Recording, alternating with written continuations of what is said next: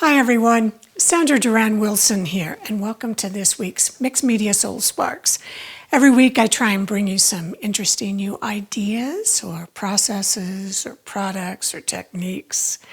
And this week is very exciting.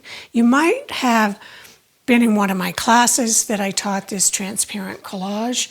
You might have seen a very short little demo that I did on Instagram. But I want to go in a little bit more in depth of how this is done. And there'll probably be an upcoming class, online class on this as well. So this will be kind of like a preview. So what I'm doing is I'm combining painting, photography, printing, and bringing it all together, and collage. So for this piece, I just wanted to share with you. This was a painting, a finished painting. You can see the purples went into turquoise, and then there was a different background, kind of orange, and you can see a little bit of it through there. And then this was a photograph that I printed on Kozo paper. This is printed on a 48 gram, and it's ready for an inkjet printer. I used a Canon inkjet printer for this. And then I just adhere it using gloss medium. Some areas it became more transparent, some areas it didn't. I added a little bit more purple up here after it was finished, because that was the background color.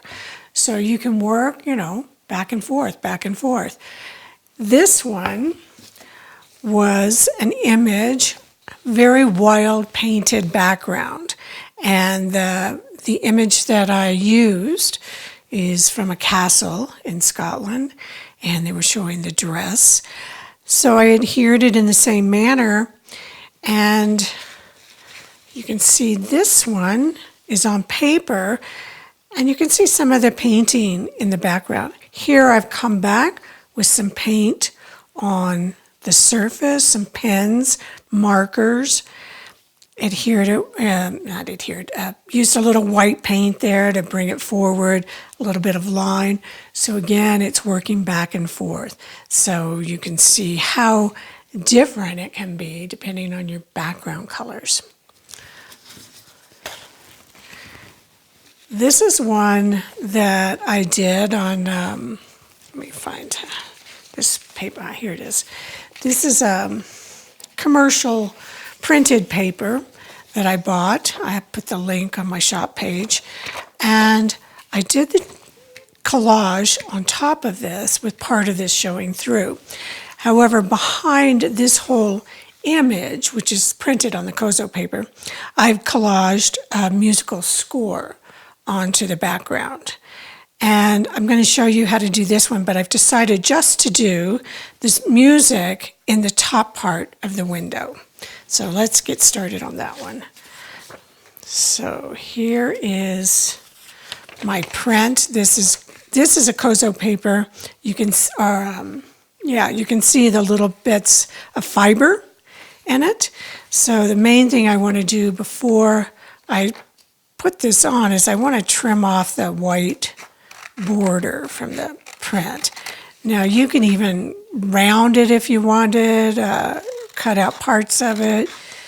It's up to you. But I just don't want that white edge there.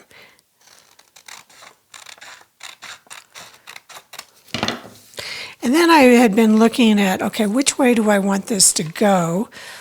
And what do I want to see in the background? So I think I had decided it was going to go this way. And you can see here's a picture of those other horses printed smaller. So you can really change the scale. You can do a lot of things with these. Okay, so for this, I just decided I'm going to have the music just going through this part. And this is where you want to get everything kind of lined up before you put it on. And just use a gloss medium. It's important to use gloss rather than a matte, because the gloss is going to make the paper more transparent. Now here I just have to kind of line this up with where is the top part that I want to see.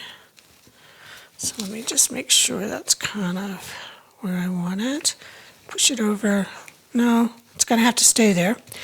So now I put some more gloss medium on here. I'm going to spray a little bit of water onto this. And that's going to help it go on and allow me to move it if I need to. I can see the music up there. I come here with the gloss medium on my brush. The little bit of water helped this to go on smooth. I have another video about that. My collage, my music came over a little too far, but I can just touch that up with some paint.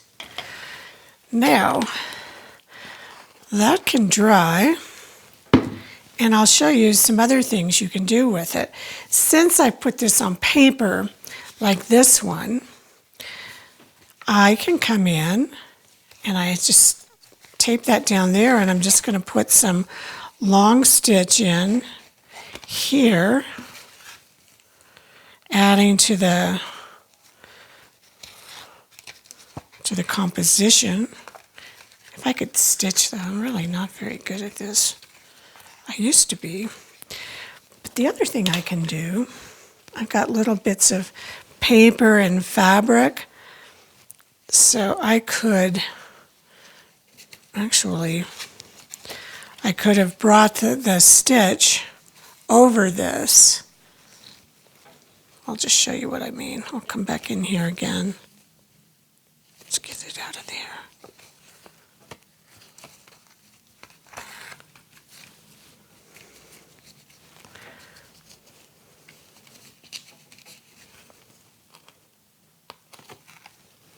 So I'll probably glue it as well, and then just have some of the stitching coming down across here. Then when I get all of that done, I can then mount this onto a panel, and it'll be ready to hang.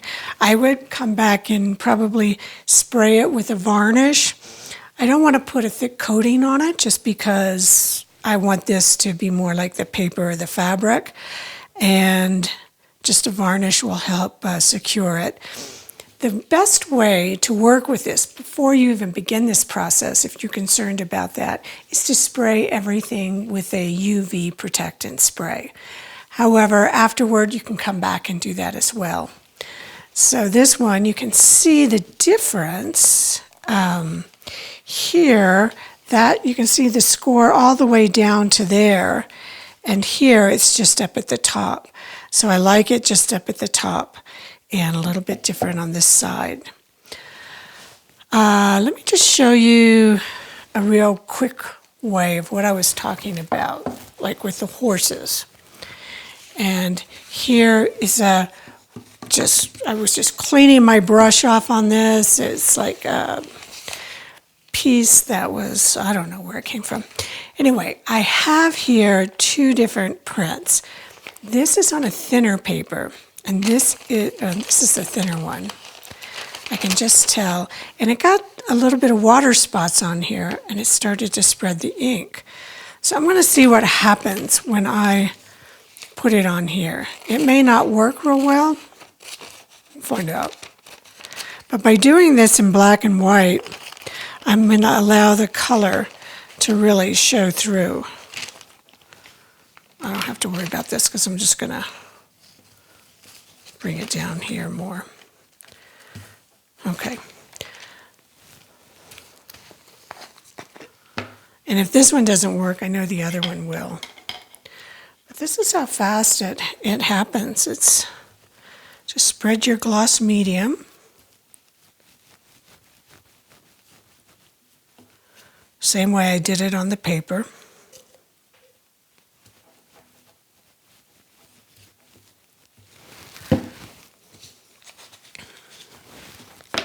Rather than spraying the water onto here, I'm just going to mist that slightly.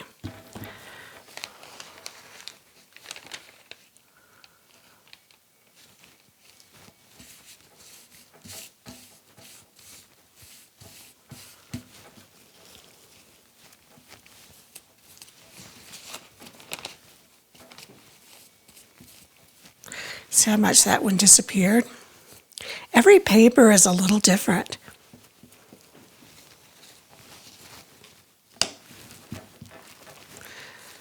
So when this gets cut back, it's going to look like this. When it dries, it's going to be a little more opaque.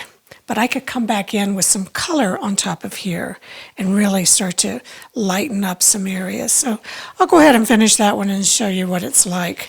But I'll put some links onto some of the paper, but usually you have to go to a digital printing place. There's a couple of places. Is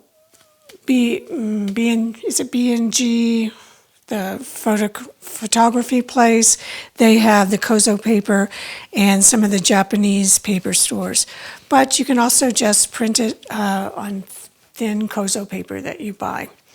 So, fun stuff. I think this will look interesting when it dries, and I can come back in and accentuate those buildings.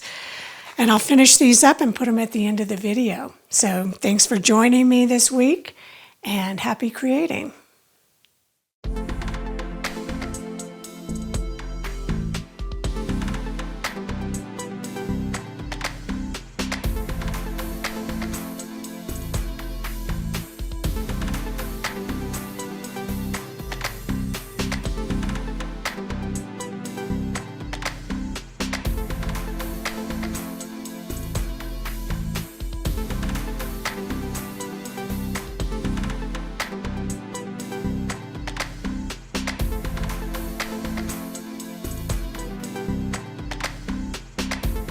Join the Creative Awakening community on Facebook, where you'll be able to post your art, connect with other creatives around the world, and ask questions.